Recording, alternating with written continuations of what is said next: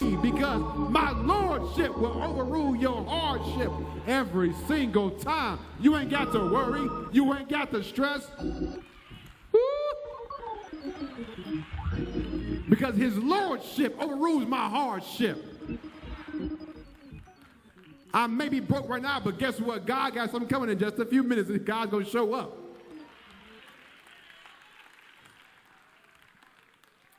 If we can hold on to the fact that this is God's world, and God is responsible for it, then two things happen. First, we'll use our stuff like it's God's.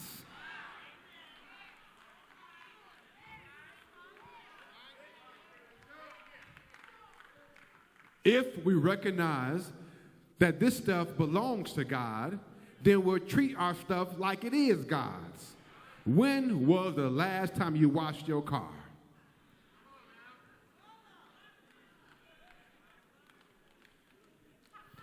Got God looking dusty in your car.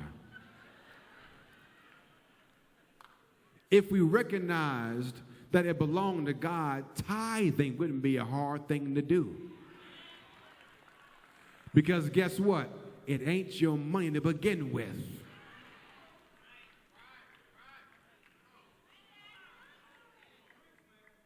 And secondly, we'll remember that even when it doesn't look like it, somehow God is in control.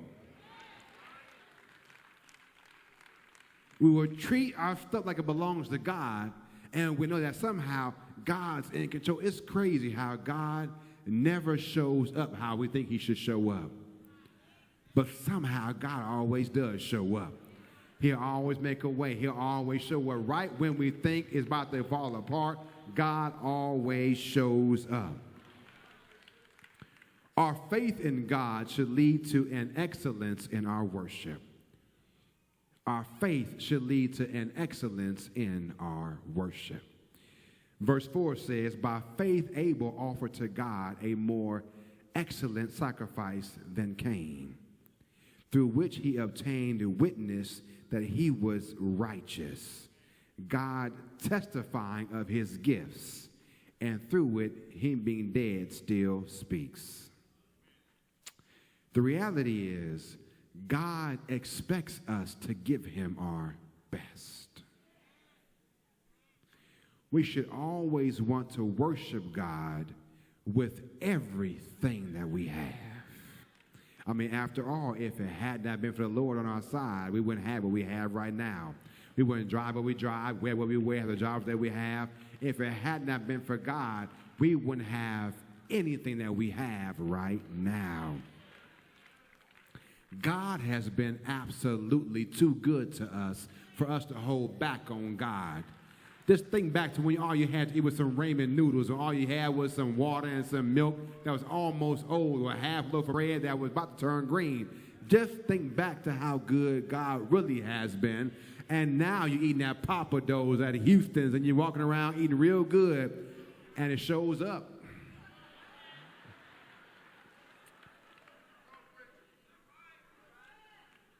God has been too good for us to be cheap with God.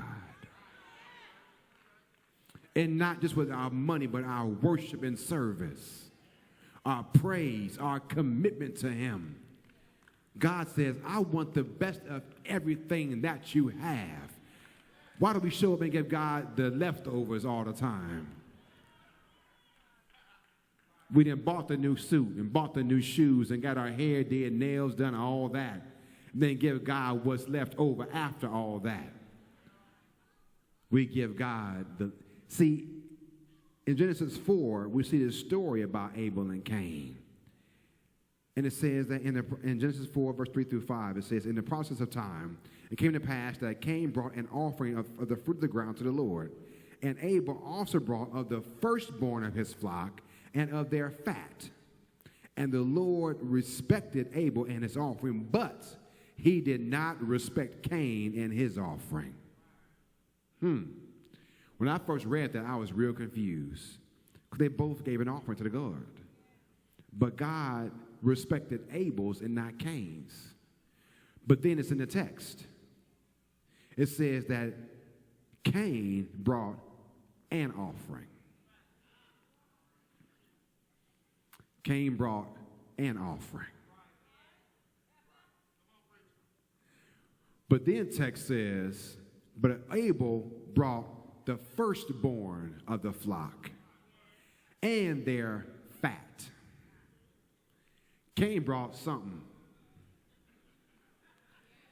But Abel brought the first and the best and the fat. You ever had a real good steak with the fat on it? And all that flavor just spews down across that steak as you cut into it and you just bite into it and you chew it and it's just real.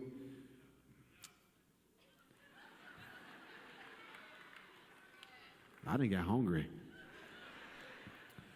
But it's real good. Sometimes that's how we do God. We bring God something. We bring God that Baptist dollar. Out of all the hundreds we got in our wallet. But God says, I want you to give me the first and the best. Give me that first 10% off the top and watch me bless you more than what you had before. Watch me open the windows of heaven and pour you out a blessing so large that you don't have room enough to receive it. If you bring me the first and the best, God says, I will bless you and I will also respect your gift unto me. We just can't bring God an offering. But we should always bring God the first and the best because God says, I will honor it. It was the faith that Abel had in God that compelled him to give God the best of what he had.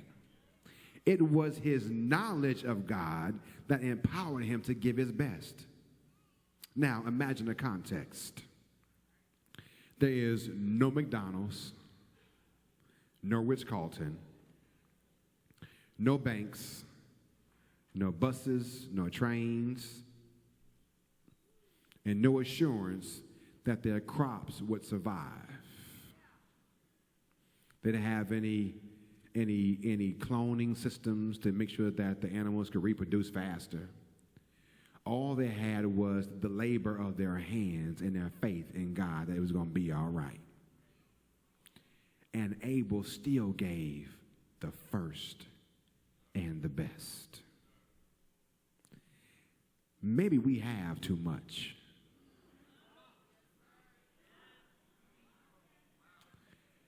Maybe we have too many resources. Maybe God has blessed us far too much. Because Abel gave the first, the best, and the fat, not knowing if tomorrow was going to be all right. Abel gave all he had, not knowing that the ATM machine would be okay tomorrow morning. Abel gave all he had, not knowing that he can go and get a quick meal at the local restaurant. All they had was the labor of their hands and the faith in God to know that God will provide tomorrow morning. Have we become so trusting in ourselves that we have left God out the equation? Have we allowed God's blessing of technology to cause us to treat God as an afterthought? Do we have faith in God or faith in our systems that we see today? What will happen if you go to the ATM machine tomorrow morning and your card don't work? Will you still trust him?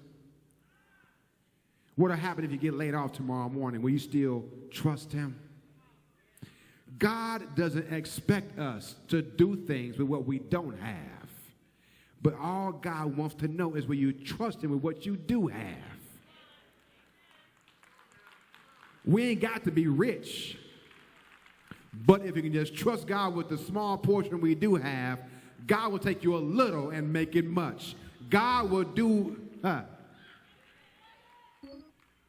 He wants to see our worship in our giving and trusting God. We're almost done.